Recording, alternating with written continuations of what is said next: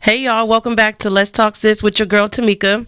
So I want to reintroduce myself. I've been out of this thing for a minute. So I am Tamika How. I am the owner, founder, creator of a movement called Let's Go Sis. So out of that, I decided to start Let's Talk Sis because I felt like there was some deep conversations we need to have in our community. I started with it being Let's Talk Sis, but I've since found out that we need to have a Let's Talk Bro, a Let's Talk Family, a Let's Talk Worldwide, because there's so many things going on in the world today. In this platform, I want to talk about a lot of things that have to do with us in our community. You can reach me on my platforms because I need y'all to link into us at on Instagram. I'm Tameka8, Tameka8. On Facebook, I'm just Tameka How, Tameka, and then my Howell. There's also a group that's called Let's Talk Sis and Beauty for Ashes that I'm on Facebook, and those right now are my platforms. And then you can always link it to centralcityradio.com, and then you can go to podcast Let's Talk Sis, and you can listen to all the other podcasts that are connected to this. My purpose in creating Let's Talk Sis, though, I wanted to make sure that we create an open discussion type platform where we could talk about the things that plagues our community. I want to bring awareness, but most of all, I want to bring solutions to the problems that continue to keep us kind of bound in our communities. It's really starting to become a very urgent need for me to speak out and talk about some of the hard issues, have guests on here that can help with solutions, and brings maybe some of their difference of opinions, because a lot of times I talk to myself, as I do. I talk to myself, and I might think one way, but I've had multiple people on some of my other episodes. If you go to the link, you can find the episodes that brought some really good ideas and things that I haven't thought of. So I am ready to get started. Link in with me or tap in with me if you guys want to come and speak, because I really need y'all help. It is getting very serious out here. That brings me to the thing that I want to talk about as an introductory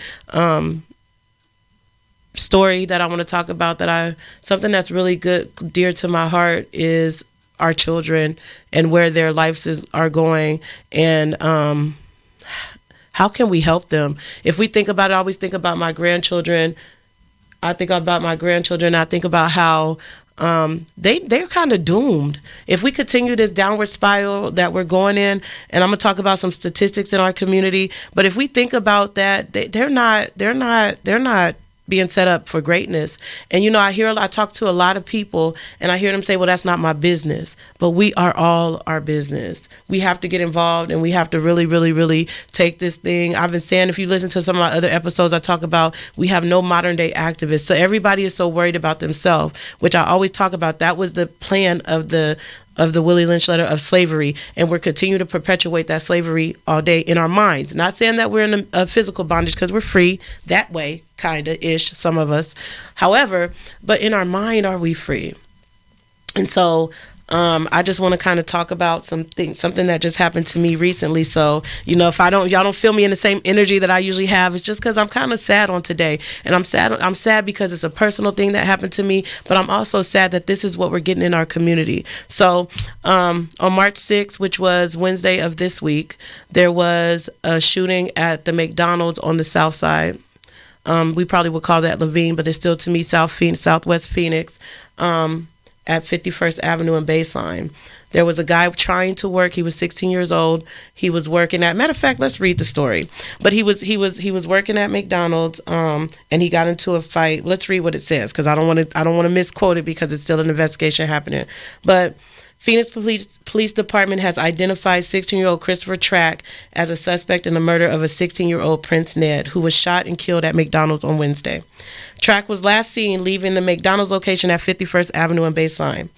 During the initial investigation, police say 16-year-old Prince Ned, an employee at the restaurant, was involved in an argument with another person in the restroom when shots were fired. The suspect shot Ned and ran away from the scene officials stated. Police say Track is described as a white male, 5 feet, 11 inches tall, and 170 pounds, and has black hair. Police say Track is also a McDonald's employee, but it's unclear if he worked at the same location as Ned. Officials also released a surveillance photo showing the suspect with what appears to be a weapon in his hand. Phoenix police are asking for anyone who may have information on Track's whereabouts to contact Silent Witness. A $2,000 reward is being offered for information leading to his arrest.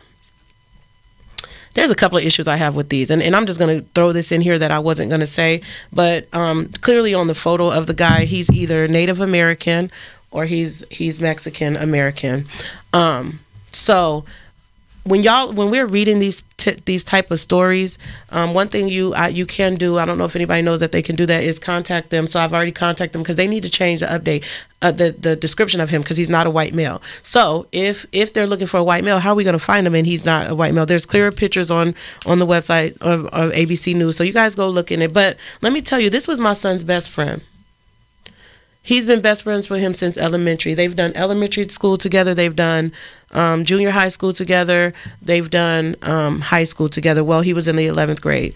So this is a very personal story to me, because he's at my house often. My son is at his house. They played football together. This is like my son. He's lived with me a couple of times. So this is a personal story. But did you hear that they were 16 years old? Let's just take a minute to think about, at 16, both of those people were 16 years old. So there is a life lost. There is another life that is lost, whether he's on the run or not on the run. And then there's the impact that it had on my son. You know, I started to say, what is happening in this world? My son has experienced gun violence for the last 6 years. So 2018, his father gets killed by the police in Macon, Georgia, by gun violence. 2020, somebody shot in my car 4 times, and at the time shot my boyfriend in the head. He made it. He lost his eye, and the bullets missed me, but they shot in my car. 2022, his best friend, who he calls brother, and you can't tell him nothing else about this person, is now shot and killed. While all that's happening, you know, you're thinking about your children and the mental health. That's another thing that we need to talk about in our community. We don't deal with mental health well. So I'm kind of I'm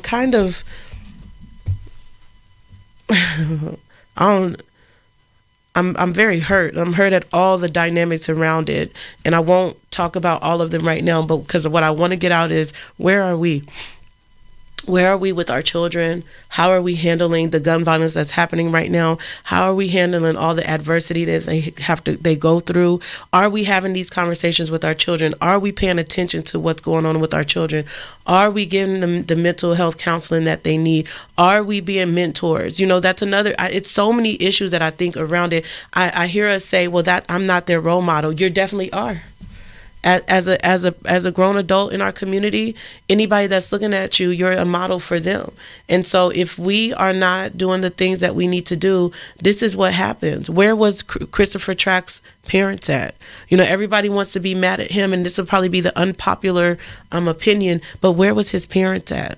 Where was his parents at that helped him to be mentally balanced? You can't even get into an argument without it ending in death. That's a problem. How did he get the gun? Where are our parents at? Where are we at? So that's some things that I just want to talk about in this next year. I think I want to have people on here that can help us with solutions and you know, ideas, and you know, I'll argue a little bit, but if you're not here for solutions and positivity, go find another podcast. Anyway, so listen, here's some of the statistics that I want to talk about. I don't know if we know that gun violence in teens is gun violence is the leading cause of death in children between ages 1 to 19 in the United States. And I'm going to break down I guess we can do it now. So let's talk about, so what I did was I looked up and say, okay, well, what kind of gun violence is the leading cause of death? Like, what is happening that we need to know about? So 58% of child and teen gun deaths are homicides. So they did an average in deaths was When was this? Does this tell a year? This was from December 28th of 2021. So 2,114 gun violence to children and teens were homicide. 1,231 were suicide. 125 were unintentional. So that means that most of them were intentional. And then they had 70 that was undetermined. So you got 3,400 deaths. Out of all of them was something that was supposed to happen. I meant to kill myself, and I meant to commit homicide. I meant to shoot them. Maybe it wasn't even meant. Let's say that maybe you was shooting around somewhere else and they got shot. But that is too many of our children getting killed yearly by guns. I pulled up another report that said yearly 18,000 children or teens are shot and killed or even wounded each year. 3 million are exposed to gun violence. That's a lot of people.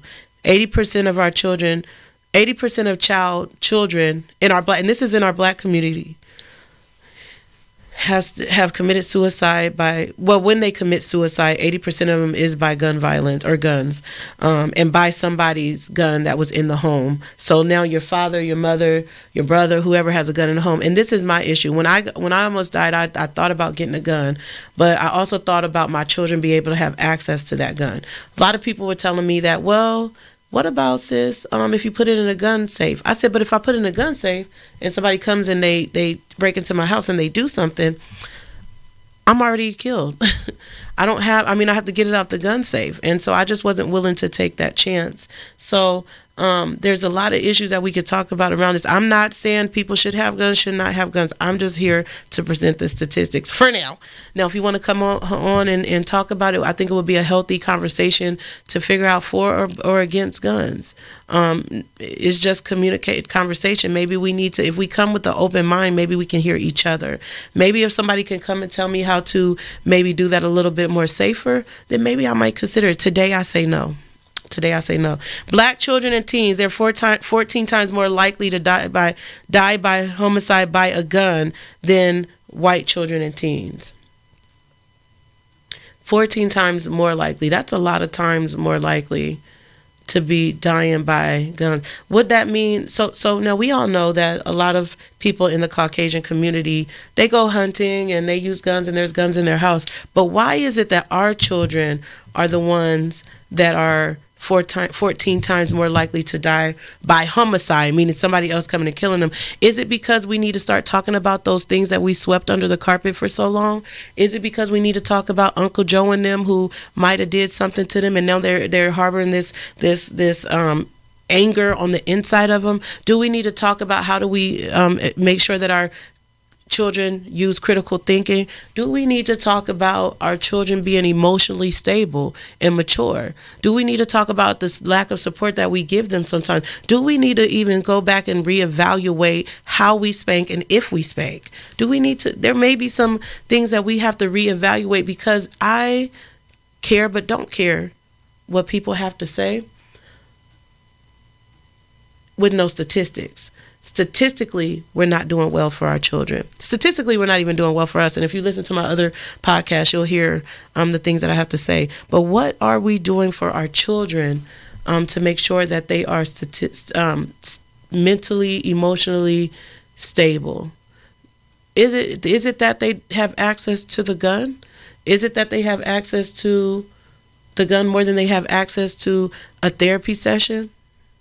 That might be something we need to think about. All I know is 58% of child and teen gun deaths are homicides in our community. I just had to pause on that. All I know is that my son's best friend, who we consider son and brother, is now lost his life. Even though Christopher Track is not in my black community, he's in my minority community. All I know is that he's lost his life. Whether he stay on the run, whether he gets caught, whether whatever happens, he is now has hindered his ability to live his best life over something that happened at McDonald's. I won't release any of the information that I may know, but what I will tell you is nothing is ever that deep at 16 years old that somebody has to lose their life. There could not possibly be anything that they are fighting over, arguing over, bickering over, that should be the end result, I think, ever. However, I can see some other stuff happening. I'm not a fan of taking someone's life, so of course I'm going to think something differently. However, was it that serious? So today I want you guys to really, really, really think about, are you part of the problem or are you part of the solution? Are you in a position uniquely that you can make a difference in these children's lives so that now we can have a domino effect of our grandchildren and their children and their children and their children? Nobody knows when this world is going to end. But are we being part of the solution or are we being part of the problem? And if you're part of the problem, I ask y'all to rise up and be different. United we stand, together we fall. And that's it. And I'm out this piece.